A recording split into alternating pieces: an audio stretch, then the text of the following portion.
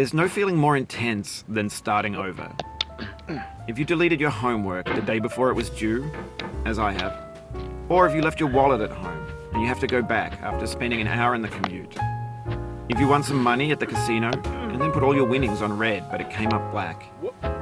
If you got your best shirt dry cleaned before a wedding and then immediately dropped food on it. If you won an argument with a friend and then later discovered that they just returned to their original view. Starting over is harder than starting up. If you're not ready for that, like if you've already had a bad day, then what you're about to go through might be too much. Feel free to go away and come back. I'll be here. Alright, thanks for coming with me on this trip. I'll understand if you have to take a break at any point. Just find a safe place to stop and quit the game. And don't worry, I'll save your progress, always. Even your mistakes. This game is a homage to a free game that came out in 2002, titled Sexy Hiking. The author of that game was Jazzuo, a mysterious Czech designer who was known at the time as the father of B games. And B games are rough assemblages of found objects. Designers slap them together very quickly and freely, and they're often too rough and unfriendly to gain much of a following. They're built more for the joy of building them than as polished products. In a certain way, Sexy Hiking is the perfect embodiment of a B game. It's built almost entirely out of found and recycled parts, and it's one of the most unusual and unfriendly games of its time. In it, your task is simply to drag yourself up a mountain with a hammer. And that act of climbing, in the digital world or in real life, has certain essential properties that give the game its flavor. No amount of forward progress is guaranteed. Some cliffs are too sheer or too slippery. And the player is constantly, unremittingly in danger of falling and losing everything. Anyway, when you start Sexy Hiking, you're standing next to this dead tree that blocks the way to the entire rest of the game. It might take you an hour to get over that tree, and a lot of people never got past it. You prod and you poke at it, exploring the limits of your reach and your strength, trying to find a way up and over. And there's a sense of truth in that lack of compromise. Most obstacles in video game worlds are fake. You can be completely confident in your ability to get through them once you have the correct method or the correct equipment or just by spending enough time. In that sense, every pixelated obstacle in Sexy Hiking is real.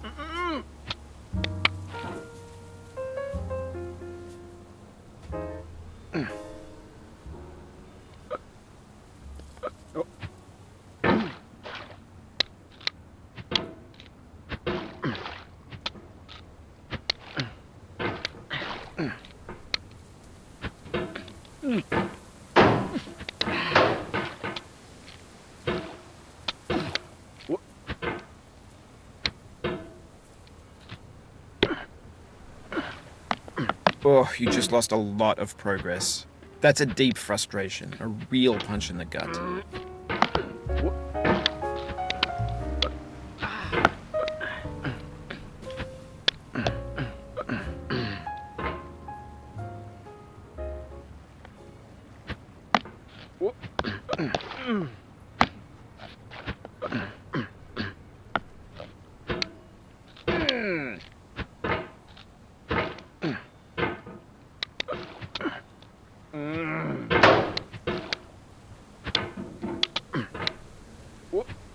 Oof, sorry about that.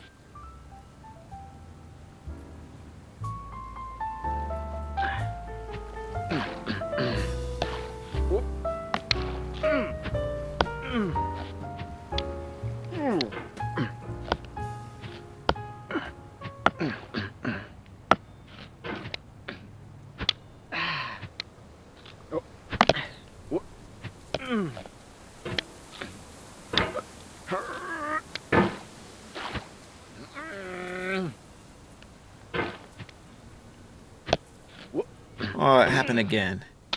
Keep on trying. Don't let it get to you.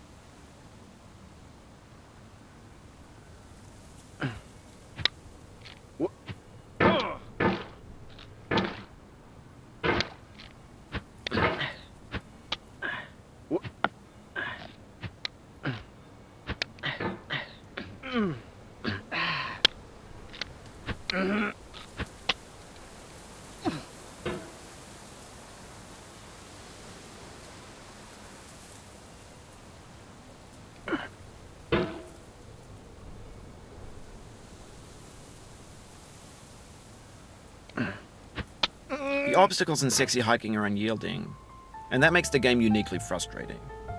But I'm not sure Jazzuo intended to make a frustrating game. The frustration is just essential to the act of climbing, and it's authentic to the process of building a game about climbing. A funny thing happened to me as I was building this mountain. I'd have an idea for a new obstacle, and I'd build it, test it, and it would usually turn out to be unreasonably hard. But I couldn't bring myself to make it easier. It already felt like my inability to get past a new obstacle was my fault as a player rather than as a builder. Imaginary mountains build themselves from our efforts to climb them, and it's our repeated attempts to reach the summit that turns those mountains into something real.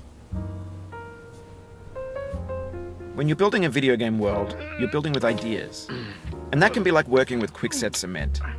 You mold your ideas into a certain shape that can be played with, and in the process of playing with them, they begin to harden and set until they're immutable, like rock.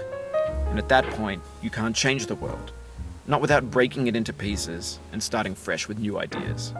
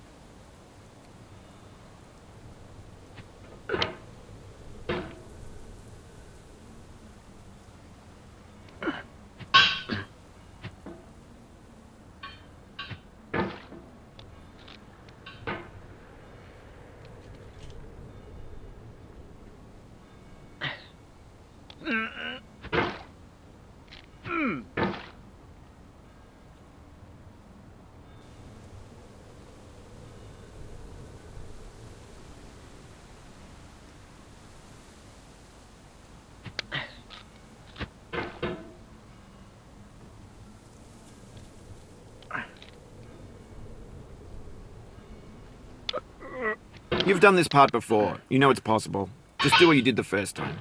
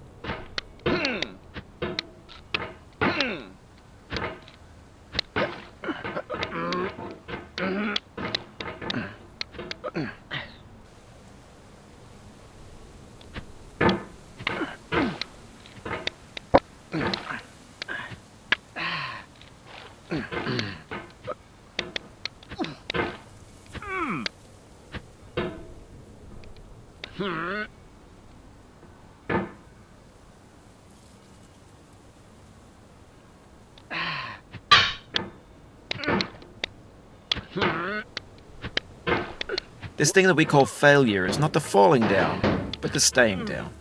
Mary Pickford.